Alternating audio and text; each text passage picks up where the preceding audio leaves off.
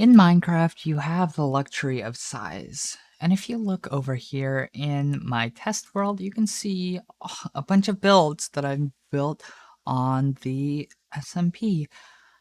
But you'll notice a lot of them are very, very big. I thought it would be an interesting challenge to try and build a small build in a confined 10 by 10 area, no exceptions. So, let's hop into a new world in a beautiful forest and try this build. I'm over here on this tiny island, which is the perfect spot to put our beautiful tiny build. So let's mark out a 10 by 10 area. So here's our area, and it looks a lot bigger than I was kind of expecting. But you know what? 8 by 8.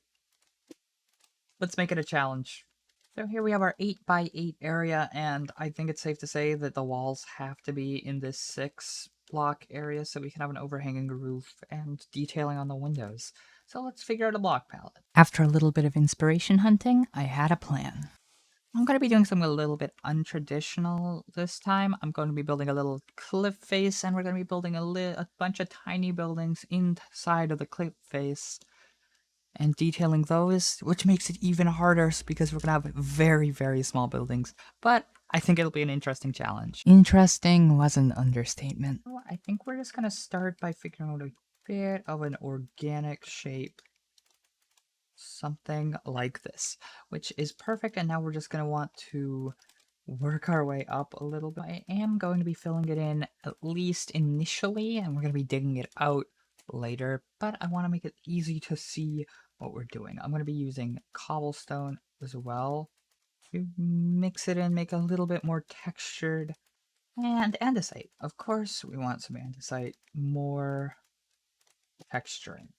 Now, I do want to stress that there was no limitation on the height, which I may be regretting soon because I'm working very vertically, and that may not be a good thing, to be completely honest. I do have to remember this is the edge and I cannot go past it. However, I am still going to be working a little bit more. I'm going to be slowly shaping it, and I am not allowed to place blocks outside of this area, which definitely does pose a challenge. Before we keep expanding upward, I do want to add the entrance immediately, as I don't want to be worried about that later. So I want to be building with sandstone and with acacia, as I think they complement each other quite well like that. Gives me both walls and fences. So I'm thinking something like this for our end. So this is all the interior we're going to have for our first floor, but obviously since we are going vertically so hard, we're not going to be worried about that at all. So as I'm approaching this peak, I'm trying to narrow it in so we can have more room to build. I will be using spruce for a little balcony sort. Hello, sir. Now we can dig into the side of this mountain and work on a little bit of a roof. And we're still within the build limit. And we're gonna cap it off like that. That looks wrong in some way. Then there we have our second side part of our 8 by 8 base. So we just need to figure out a nice way of connecting the whole build. So let's hollow it out like that. Now, so my vision for this build is to have these sort of structures all over on all sides, up to like around here. And at the top, I want almost like a bigger house with the sandstone. So right next to the entrance, you're gonna have this ladder to go up to the second house where we do have this first patio. Gotta say, I am really struggling to make this not look awful with such a small build. I think our next house should be over here on this side. So let's get our patio ready. And make sure to not be outside of the area. Now, I think it would be cool to draw this almost as if it's like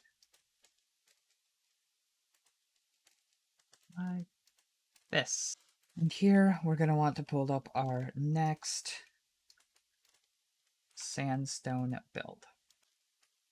I think that looks plenty nice for our next layer, or although maybe something like that. Here is the inside of our third layer, which we need to connect, and I've already built up an area for it. And I'm just gonna avoid using sandstone. You know what? No, I've changed my mind. We're actually gonna leave this as sandstone on the inside if we can. No. And I mean, it doesn't look bad, and I'm gonna need a stair anyway later to add a little bit more detailing, so it's not a massive deal if it pokes through. But so far, I think this base looks pretty darn cool. There we go, that's our third layer almost entirely.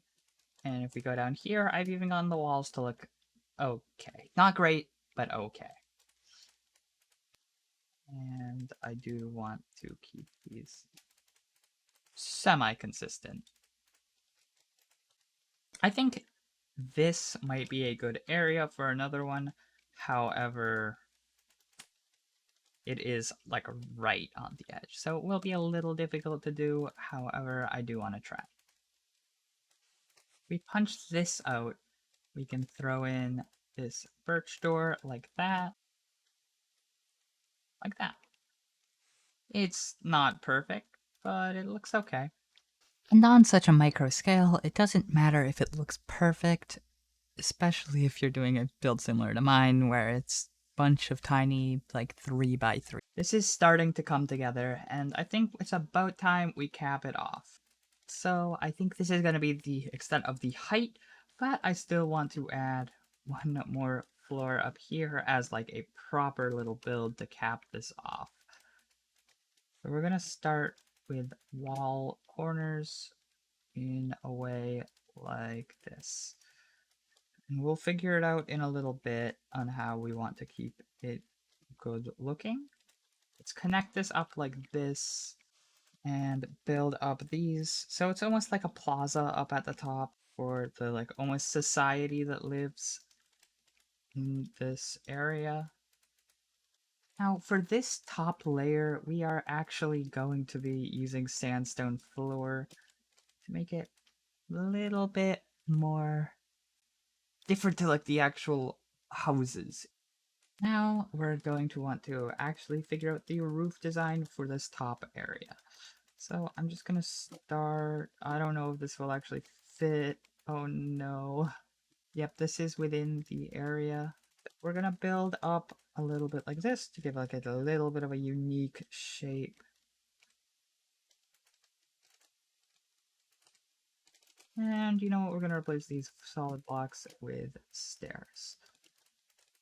And you know what, that gave me an idea. We're gonna break out all of these and fill it in with shroom light like this to light up this top area. And then we're gonna want to hang lanterns on all the other roofs. We're gonna be very subtle with our lights. We're gonna be using candles and lanterns. Candles seem to fit the theme that we've chosen for this build very well, and lanterns just always look good. And that gives us a very atmospheric look to the build with the lighting. I want to now scatter a little bit of spruce as almost a walkway around up to the top. Obviously, it won't work perfectly because of the guidelines of our size, but it still could look okay. Dangerous, but that is kind of the idea. It's not the safest way up the mountain, but it is definitely a way up the mountain. And we're going to want to support the walkway with this. Ladders like that. And now, there we go. Stairs have been added, and now we can actually go into the interior a little bit and work on some detailing. I want to do something like that. Next up, I think we want a campfire like this, but we want to put it out like this. And I like to put down some vegetables on here almost as storage. You know what? We're going to do 2 layers of this food storage. And there we go. We got a little bit of food storage on this. Sir. Anyway, we got our food storage down here, and I think we need a little bit more than just 1 set of food storage for our little society. Now we have our food storage room for our little society here, but I've noticed we actually do need a door here. So I think just a spruce door like that does plenty. And now in here, we have our beautiful food stores room. For our next floor, this floor is very claustrophobic as well, but it's another member of our little build. So same sort of color palette, like this. Perfect. Next, let's put together a little bit of a table. And let's make it orange. Can you not? And now for our table, we're just gonna use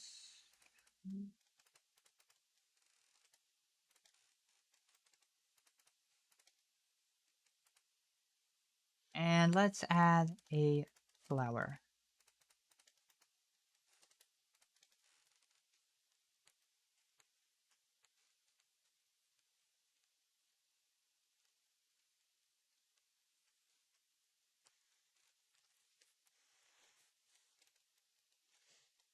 On the top floor, once again, orange bed, spruce trapdoor, 3 candles, and a lantern up here. Perfect. And up here, we obviously have our little lounge area. And I think that's almost everything we need to do. All we need to do is just add a little bit of greenery down towards the bottom. And there we go. We've added plenty of greenery, and I think that that's enough to call this build complete. 8 by 8. It was a very fun challenge, and I highly recommend you try it as well. Obviously, it's not a very functional house, but it is definitely a nice looking build that I kind of want to use as a theme for a starter base sometime. But if you enjoyed, leave a like, subscribe. It's been a lot of fun to record, and try making the same thing. And before I close out the video, here's a time lapse of the whole build, since I recorded it anyway.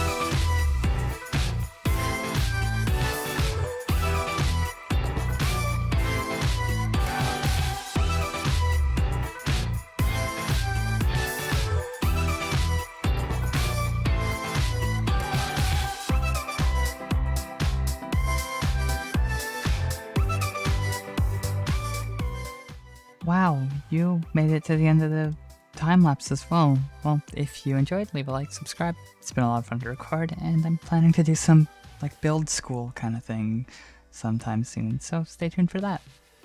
Bye!